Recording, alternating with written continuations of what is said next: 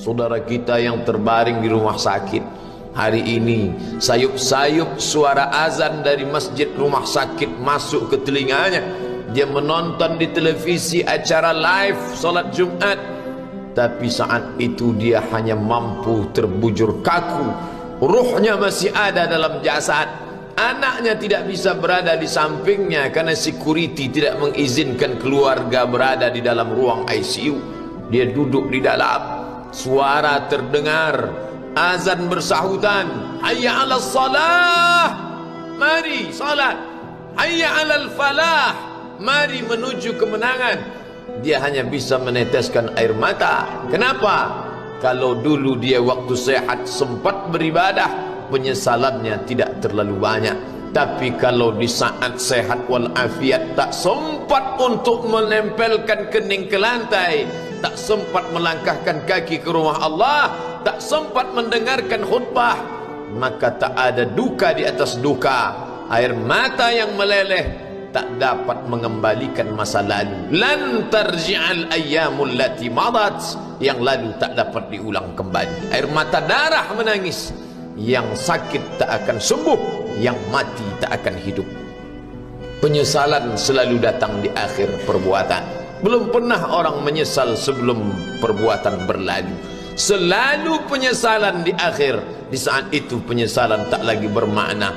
Apa kata mereka ketika melihat azab Allah? Rabbana, hai Tuhan kami, ya Rabb kami, absarna, mata kami sudah melihat azab, wa sami'na, telinga kami sudah mendengar suara tangisan, teriakan, pekikan di dalam neraka. Farji'na, kembalikan kami lagi ke dunia, na'mal salihah, kami ingin beramal saleh, inna muqinun, kami yakin seyakin-yakinnya. Tapi saat itu penyesalan tak lagi bermakna, karena dunia tak mungkin utuh semula, karena sudah menjadi sunnatullah yang lampau tak akan kembali. Idza sama'un fatarat, langit terbelah, wa idzal kawakibun tasarat, planet-planet bertabrakan, wa idzal biharu fujirat, lautan diledakkan, diletupkan, wa idzal quburu bu'athirat, semua yang dikubur dibangkitkan. Alimat nafsum ma qaddamat wa akharat, disitulah orang baru sadar apa yang dulu pernah aku lakukan. Wa qadimna ila ma amilu min amalin, semua amal mereka kami tunjukkan, kami datangkan.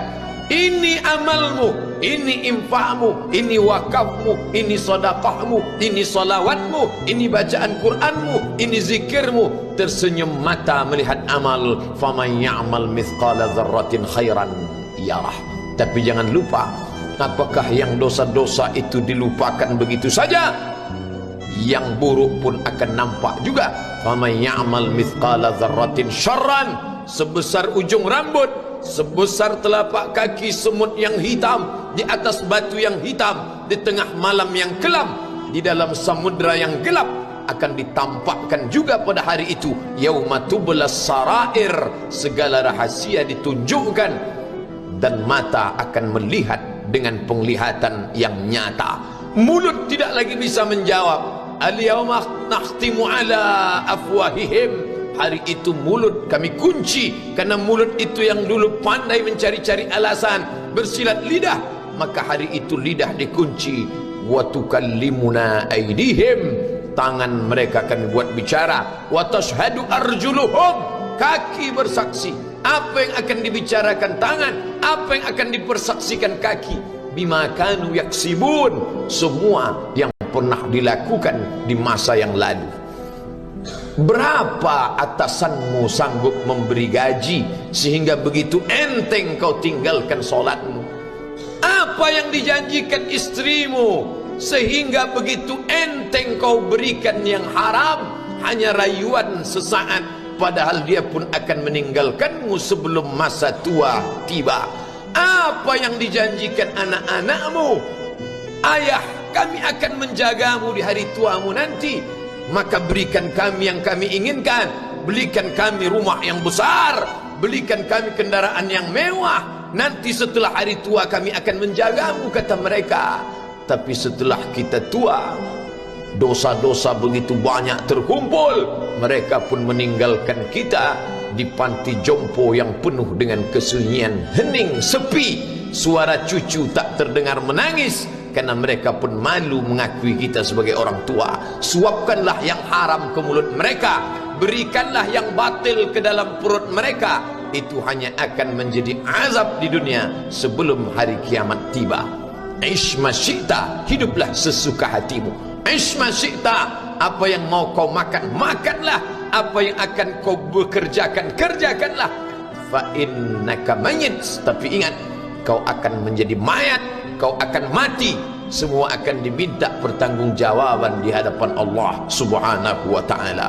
Hari ini orang boleh tertawa, hari ini orang boleh merasa dunia dia yang punya, tapi sampai masanya yang hijau akan berubah menguning, yang kuning akan mati, yang mati akan menjadi debu, yang debu ditiup angin hampa tak bermakna. Lalu apa yang akan dibawa menghadap Allah Subhanahu wa ta'ala? Amal saleh.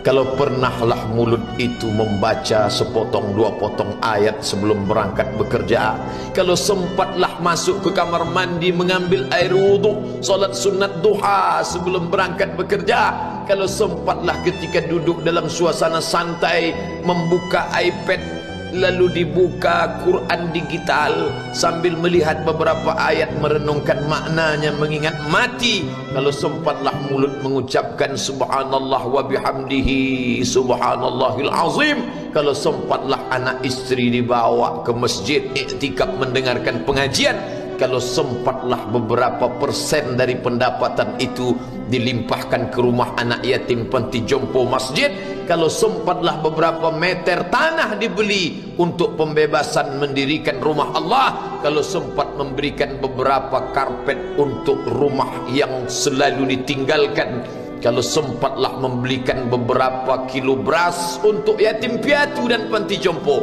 itu yang akan menolong di hadapan Allah. Adapun rumah besar dengan beberapa semen, dengan beberapa busi yang banyak, semua akan menjadi tinggal kenangan. Mereka akan menjual, membagi-baginya. Tanah yang dulu harganya semeter 100.000 sekarang sudah menjadi 5 juta. Mereka akan bagi-bagi itu semua kepada ahli waris. Lalu kita hanya membawa 3 helai kain tipis yang tidak berjahit, dan itu semua menjadi milik Allah.